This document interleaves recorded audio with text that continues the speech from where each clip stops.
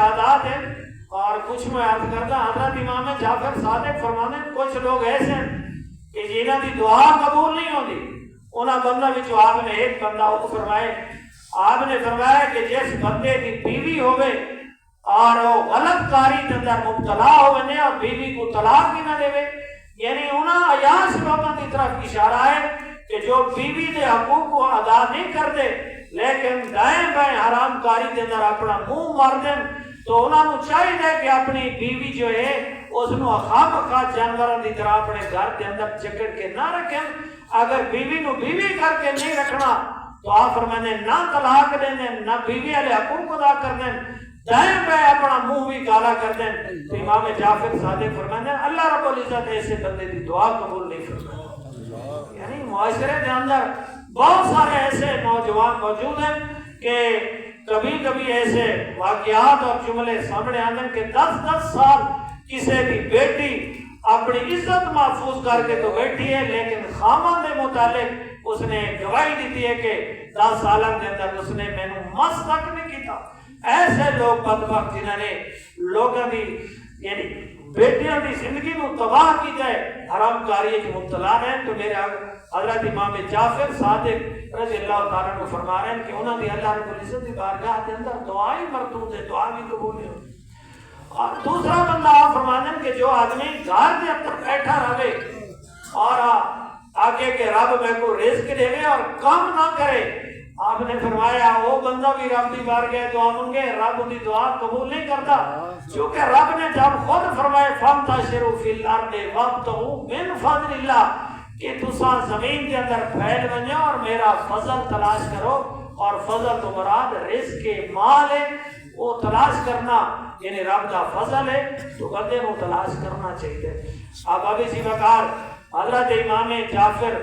صادق رضی اللہ تعالی عنہ آپ کی بارگاہ کے اندر حضرت ابوبکر صدیق رضی اللہ تعالی عنہ کا تذکرہ آیا تو حضرت امام جعفر صادق رضی اللہ تعالی عنہ نے پوری سند دینا یعنی حدیث پاک حضرت ابوبکر صدیق کی شان ہے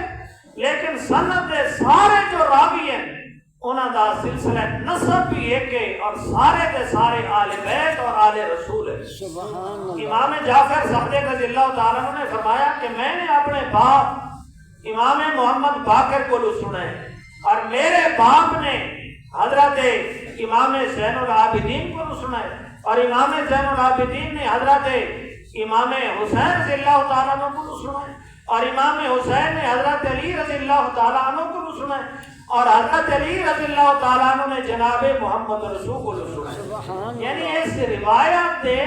تمام تر جو راوی ہیں سیدات ہیں آل رسول ہیں اور ان کو ایک خاندان ہے، تو حضرت علی رضی اللہ تعالیٰ عنہ نے فرمایا کہ میں نے جناب محمد رسول اللہ کو سنا ہے کہ آپ نے ارشاد فرمایا کہ حضرت ابوبکر صدیق نالو کوئی اور افضل انسان نہیں جن تے سورج طلوع تھی ہوئے یا غروب تھی ہوئے، یعنی بعد از انبیاء دنیا تے جو انسانوں تے سورج طلوع تھی ہے یا غروب تھی ہے انہاں تمام انسانوں نالو بڑھ کے حضرت ابوبکر صدیق رضی اللہ اب ابھی جی بکار زبان کہتی ہے امام جعفر صادق تھی ہے جنہوں نے اس روایت کو بیان کیتے اور پھر انہاں تمام راویوں کے اندر سارے راوی سیکھن سارے راوی عادل ہیں سارے راوی اہل بیت وچ ہیں، تو باوجود اس کے امام جعفر صادق نے یہ روایت بیان کر کے آپ نے فرمایا کہ اگر میں نے اس روایت کے اندر غلط بیانی کی تھی ہے تو کل میں نے اپنے نانے دی شفاعت نصیب نہ ہو۔ جناب محمد رسول اللہ صلی اللہ علیہ وسلم دی شفاعت کو میں امام جعفر صادق محروم رہا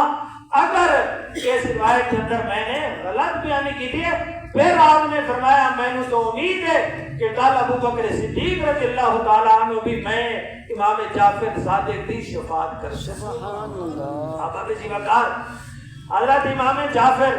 صادق رضی اللہ تعالیٰ عنہ نے ارشاد فرمایا کہ اہل